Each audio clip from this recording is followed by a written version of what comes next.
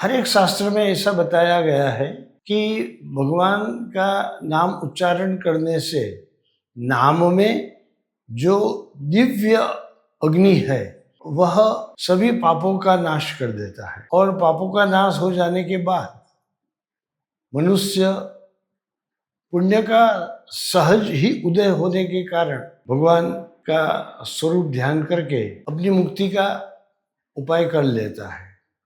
मुक्ति करतले स्थिता, मुक्ति तो उसके हाथ में आ जाती है। जो भगवान के स्वरूप में निष्ठा प्राप्त कर लेता है तो शास्त्र में बताया गया है कि मुक्ति सहज रूप से आ जाती है।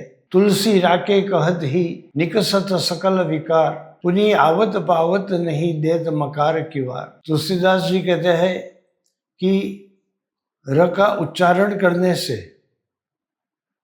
सब जो पाप है, दोष है, वह अग्नि जो दिव्य है उसमें भस्मीभूत हो जाते हैं। फिर म की क्या जरूरत है? तो बताते हैं कि देत मकार की वार, यानी कि जो म है वह एक दीवार है जो अंदर पाप को आने से रोकती है। रा और म, जो र है अग्नि बीज है, उसका उच्चारण करने से सब पाप भस्मीभूत हो जाते हैं और म का उच्चारण करने से सब पाप एक बार बाहर निकल गए, भस्मीभूत हो गए, फिर बाहर से अंदर नहीं आ सकते। तो भगवान का नाम ऐसा दिव्य प्रभाव रखता है। हमारे भागवत महापुराण में अजामिल चरित्र आता है। अजामिल ने भगवान नारायण का नाम उच्चारण किया। वैसे तो उसने अपने पुत्र का नाम उच्चारण किया था। उसका जो पुत्र था उसका नाम नारायण था। वह उसे याद कर रहा था, उसे बुला रहा था, लेकिन वह नाम भगवान का नाम है। उस नाम का जो दिव्य प्रभाव है वह ऐसा है कि कैसे ही पाप पूर्व में क्यों न किए गए हो, सब तत्काल वह भस्मीभूत कर देता है।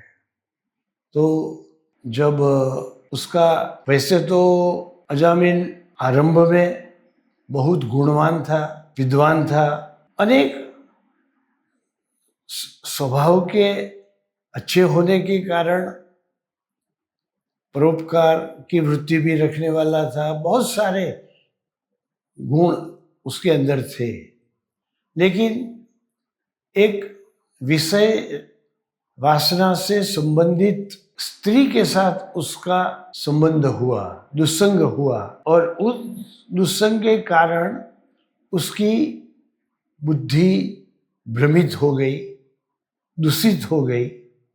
जो विषयों का ध्यान करता है उसकी ऐसी ही दशा होती है।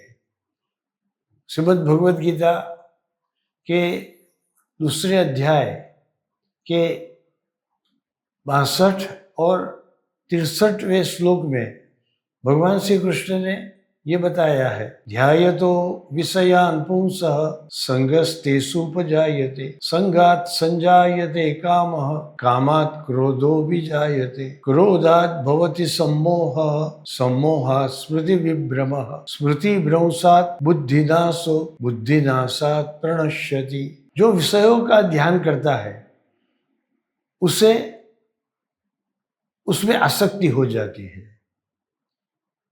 उसमें आसक्ति होने के कारण उसे प्राप्त करने की कामना और अधिक अधिक प्रमाण में होने लगती है। कामना से क्रोध उत्पन्न होता है, क्रोध से मोह उत्पन्न होता है, सम्मोह से स्मृति का भ्रम, और स्मृति के भ्रम से बुद्धि का नाश होता है। विवेक बुद्धि का नाश होने से उसका खुद का सर्वनाश हो जाता है। अजामिल के जीवन में भी ऐसा ही हुआ। विषयों के चुंगाल में फंसकर वह अपने सारे पुण्य गवा बैठा, लेकिन अंत काल में भगवान का नाम उच्चारण हो गया और जबरदस्त परिवर्तन आ गया। उसके पाप कर्म के कारण यमदूत आ गए और अंतकाल में भगवान का स्मरण किया, उस कारण से विष्णुदूत भी आ गए। यमदूत और विष्णुदूत दोनों के बीच में बहस हुई कि उसे मरण के बाद कहाँ ले जाना चाहिए। यमदूतों ने बताया कि उसने पाप कर्म किए है, इसलिए वह नरक में जाएगा, यम यातना उसको सहन करनी पड़ेगी, हम यमलोक में ले जाएंगे। विष्णुदूतों ने कहा कि उसने अंतकाल में भगवान के नाम का स्मरण किया है, इसलिए हम उसे विष्णुलोक में ले जाएंगे, वैकुंठ लोक में ले जाएंगे। उसका कोई वे खुद समाधान नहीं कर सके, इसलिए भगवान विष्णु के पास वे लोग गए और भगवान विष्णु ने बताया कि भले ही उसने उसके पूर्व जीवन में कितने ही पाप क्यों न किए हो, लेकिन अंतकाल में उसने मेरा नामस्मरण किया, इसलिए उसके सारे पाप धुल गए, सारे पाप उसके भस्मीभूत हो गए, दग्ध हो गए। तो उसे अब यमलोक में जाने की जरूरत नहीं है, उसे विष्णु लोक में ही आना होगा। भगवान विष्णु ने बता दिया तो उससे विष्णु लोक में ही जाना हुआ। फिर बाद में यमदूत यम राजा के पास आए और बताया कि ऐसा हुआ, तो यम राजा ने भी कहा बिल्कुल बराबर है, भगवान विष्णु ने जो कहा वह सच है और ऐसा ही होना चाहिए। दूतों ने पूछा कि ऐसा क्या है कि पूर्व जीवन में उसने कितने ही पाप किए, उसने अधम प्रकार के कृत्य किए हो, फिर भी उसे यम यातना भुगतनी न पड़े, तो हम उसे लेने के लिए जाए ही नहीं। तो भगवान यमदेव ने यह श्लोक बताया, जिह्वा न भक्ति भगवत गुण नाम देयम चेतश्च न स्मरति तच्चरणारविंदम कृष्णाय नो नमति यच्छिर एकदापि तानानयध्वम सतो कृत विष्णु कृत्यान। अर्थात जिसकी जीभ पर भगवान का नाम कभी भी आया न हो, उसके चित्त में भगवान के स्वरूप का ध्यान न हुआ हो, श्री कृष्ण को जिसने एक बार भी भाव से भक्ति से अपना मस्तक झुकाया न हो, कृष्णाय यो न नमति यच्छिर एकदा, ऐसे लोगों को जो असत कार्य में अपना समय बिताते हैं, जो भगवान की भक्ति सेवा स्मरण सत्संग आदि कर्म में अपना जीवन बिताते हैं, ऐसे लोगों को एक बार भी उन्होंने ऐसा कोई भगवत सानिध्य प्राप्त करने का कार्य किया हो तो उसे यहाँ लाने की जरूरत नहीं है। उसे भगवान के लोक में जाने का ही होता है, उसका सब पाप धुल जाता है और वह भगवत धाम में ही जाता है।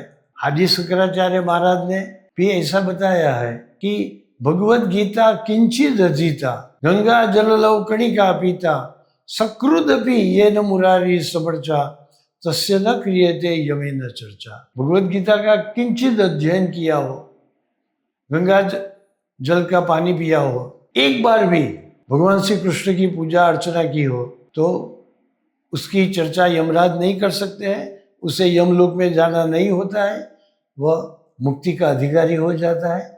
इसलिए मुक्ति को प्राप्त करने के लिए ज़्यादा कुछ करने की जरूरत नहीं है, भगवान का जो दिव्य नाम है उसका उच्चारण करने से मुक्ति प्राप्त हो जाती है।